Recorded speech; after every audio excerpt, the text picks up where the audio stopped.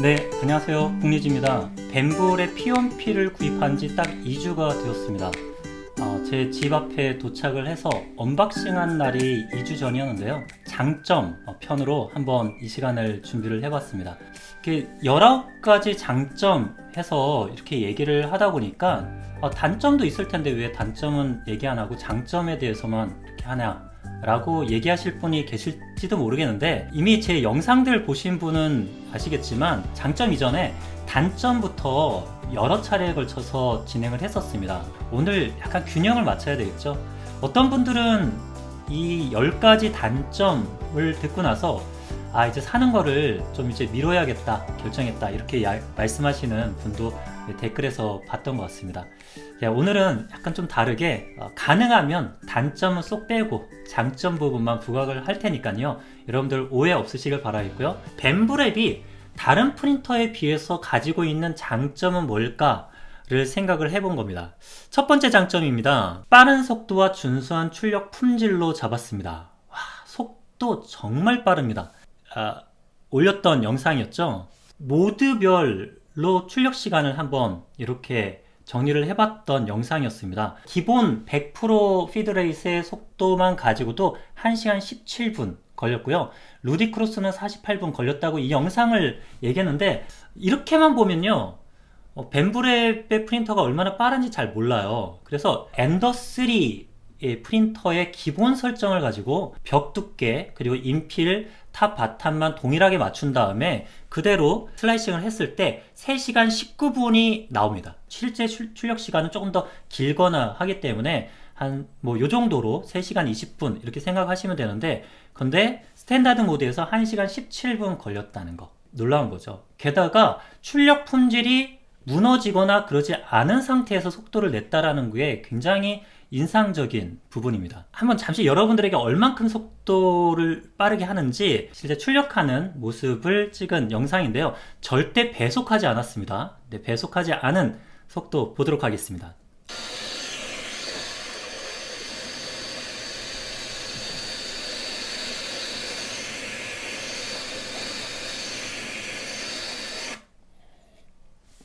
네, 보셨습니까?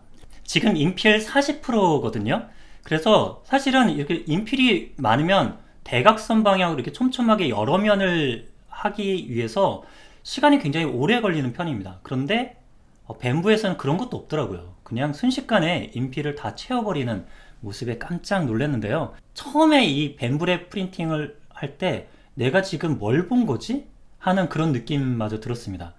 이게 지금껏 경험했던 FDM 방식의 3D 프린터에서는 거의 못 봤던 것 같습니다. 그런데도 출력 품질도 우수하게 나와준다는 거가 굉장한 매력이죠. 첫 번째 장점입니다.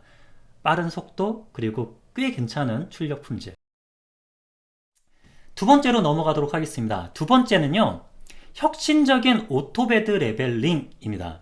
베드 레벨링 때문에 많은 분들이 FDM 방식의 3D 프린터를 입문하셔서 처음에 좀 곤란함을 많이 겪습니다. 오죽하면 제가 첫 번째 분량 사전을 정리하면서 안착 분량을 꼽은 이유도 첫 번째 단계가 안착이 안 되면 그 다음에 뭔가를 할 수가 없거든요. 그래서 베드 레벨링이 가장 첫 번째 관문인데, 물론 이거를 쉽게 극복하시는 분도 있겠지만 좀 이 기계 잘 모르시는 분들은 어려워합니다. 특히 베드 레벨링 하면 뭘 생각하죠? 네, A4 생각하죠.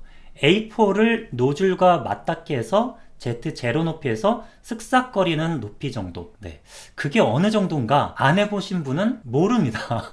이게 맞나 저게 맞나 하면서 베드 레벨링을 하고 또 하고 하는데, 기존 프린터에서는 오토 베드 레벨링 센서가 있다고 하더라도 1회 정도에 한해서는 A4를 쓸 수밖에 없습니다. Z 프로브 옵셋을 맞춰주기 위해서죠. 심지어는 베드 레벨링에 있어서는 상당히 괜찮은 프린터라고 생각했던 푸르사 같은 경우에도 윗자드를 돌리면서 Z 프로브 옵셋 값을 설정해주기 위해서 다이얼을 돌립니다. 그래서 다이얼을 돌려서 어느 다이얼 값이 가장 적정 값인지를 선택해주는, 그 사람이 판단해줘야 되는 지점이 있습니다. 사람이 개입해서 적정 높이를 이게 맞나 저게 맞나 하면서 해줘야 된다는 점이 있죠. 그런데요, 벤부에서는 그런 작업이 일체 없습니다. 일련의 과정이 전혀 없고요. 베드 레벨링 센서는 베드 아래쪽에 피에조 센서가 아닐까 싶은데 압력 센서라고 표현되어 있는 이 센서가 세 군데가 장착이 되어 있고요. 그래서 노즐이 베드를 누르는 힘을 센서가 인식을 해서 베드와 노즐의 접점 부분들을 인식하는 이런 방식으로 되어 있습니다. 그렇기 때문에 표면 재질, 유리 베드라든지 메탈 베드라든지 이런 재질에 의한 어떤 것도 보이지 않고요. 그래서 이렇게 한 베드 레벨링 한 결과 이렇게 나오죠. 첫 레이어이기 때문에 조금 느립니다. 첫 레이어 안착을 위해서 좀 느린 속도라는 거. 자, 지금 브림을 그리고 있는데요.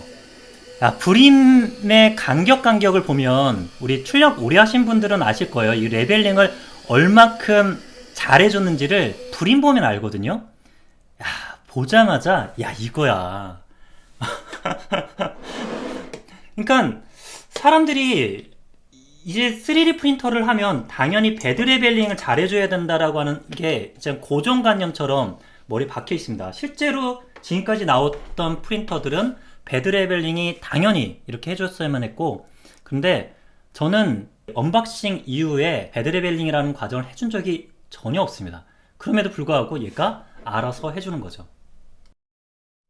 자, 세 번째입니다. 빠른 가열 속도입니다. 프린터 출력을 걸어놓고 이제 기다리는 시간 있죠.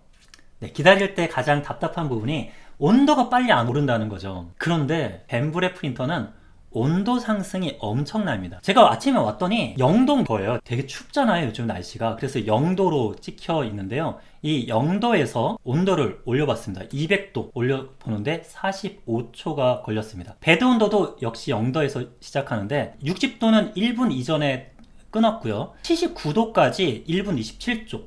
베드 온도와 노즐 온도 히팅하는 데 있어서 시간이 정말 적게 걸리는 게 경이적이죠. 온도 올리고 또 내리고 하는데 시간 때문에 굉장히 출력해서 좀 기다려야 되는 조급함이 있었다면 이제는 그런 부분이 없습니다.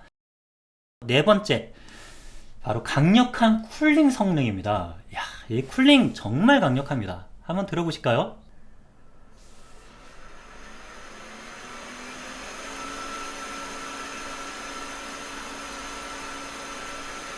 지금 방금 보신 것은 추가로 장착해진 보조팬이 엄청나게 강력합니다. 그런데요, 이 보조팬 없이 출력을 하더라도요, 제가 얼마 전에 보조팬 유무에 따른 오버행 출력 결과물들의 실험을 진행을 했었는데 보조팬이 없어도 상당히 잘 나옵니다. 지금 끝에 부분이 무너진 것 때문에 좀 불편해 하시는 분도 계실지 모르는데 실제로 이 마지막 구간은 이 구간은 85도 구간입니다. 그러니까 90도보다 5도 딱 꺾어진 그 구간이어서 이 구간은 어떤 구간이냐면 슬라이싱을 했을 때 이 구간 전체가 그냥 다 밑으로 흘러내릴 수밖에 없는 구간이에요. 기존의 다른 프린터로 했을 때는 한 70에서 75도에서부터 많이 무너지거나 혹은 제가 예전에 했을 때는 쿨링이 약할 때는 얘가 막 처지는 것 때문에 노즐이 그 부분을 쳐버려 갖고 중간에 떨어져 나가거나 하는 이런 테스트인데 보시면 80도 구간까지 상당히 괜찮게 나왔죠. 다섯 번째, 탁월한 기본 슬라이서입니다. 크리얼리티 슬라이서 같은 경우는 그냥 큐라 그대로잖아요. 근데 이 벤부 스튜디오 같은 경우는 기본이 슬릭3R 그리고 그 다음에 있는 프루사 슬라이서의 계통을 잇는 녀석입니다. 근데 나름 자기만의 장점들을 많이 살렸어요. 그건 뒤에서 슬라이서 편에서 말씀을 드리도록 하고요. 슬라이싱 기능, 기본 기능이 안정적이고요. 슬라이서에서 모니터링하고 원격 제어하는 기능까지도 갖고 있습니다. 여러 프린터를 컨트롤해야 되는 분 같은 경우는 보통 이런 거 할 때 옥토 프린터를 이제 장착을 하시죠. 그래서 이런 질문 많이 올립니다. 옥토 프린터 하나 라즈베리 파이로 여러 프린터를 컨트롤하는 방법, 뭐 이런 것들 찾아보면 있거든요. 근데 그거를 일일이 네트워크에 대한 정보도 갖고 해서 다 일일이 만져줘야만 합니다. 근데 그럴 필요가 벤부에선 전혀 없는 거죠. 그냥 벤부 스튜디오에서 여러 대 프린터에 대한 IP 연결이 자동으로 되고요. 자동으로 된 걸 그 해당 프린터를 선택만 해주면, 그리고 저도 지금 여기에 보시면 북리지 P1P라고 이름을 바꿨잖아요. 그러면 프린터 1, 프린터 2, 프린터 3이라고 이름을 바꾼 다음에 해당 프린터를 선택만 해주면 알아서 그 프린터에 대한 출력이 모니터링도 되고 그리고 출력을 진행할 수가 있습니다. 여섯 번째입니다. 여섯 번째는 OTA 방식의 펌웨어 업데이트입니다. 이게 뭐냐면 테슬라 자동차의 펌웨어 업데이트가 되는 OTA 방식이죠. 네트워크가 연결되어 있으면 새로운 펌웨어가 업데이트되는 순간 기능이 향상되는 그런 방식이라고 보시면 됩니다. 기존의 프린터들은 어땠습니까? 마릴린 기반의 configure.h 파일을 막 수정을 해야 되고, 또 펌웨어.bin 파일, 이런 파일들을 갖다 SD카드에 넣어서 다운받아서 넣어서 꽂아서 껐다가 켜고 막 이러는 과정.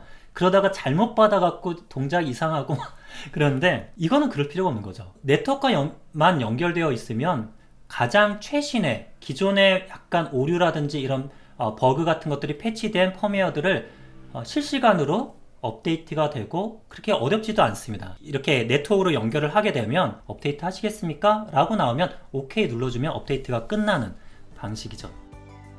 그래서 A파트에서는 밴부 프린터가 가지고 있는 장점, 다른 프린터에 비해서의 장점 부분을 한번 이렇게 언급을 드려보았습니다. 자, 이런 것이 기존에 우리가 사용했던 프린터보다는 차별화된 부분이라고 저는 생각을 했습니다. 그래서 북리지의 한 줄평, 바로 출력에만 집중할 수 있게 해주는 프린터다 라고 할 수 있습니다.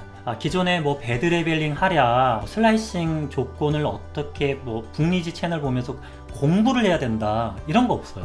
그냥 넣어주면 되고요. 처음에 취미는 드론을 위해서 내가 프린터를 구매했는데 취미가 프린터 개조로 바뀌었어요. 뭐 이런 분들 많거든요. 근데 그런 게 아니라 내가 애초에 구입을 하면 그 구입에 대한 출력에만 집중할 수 있게 해준다는 거죠.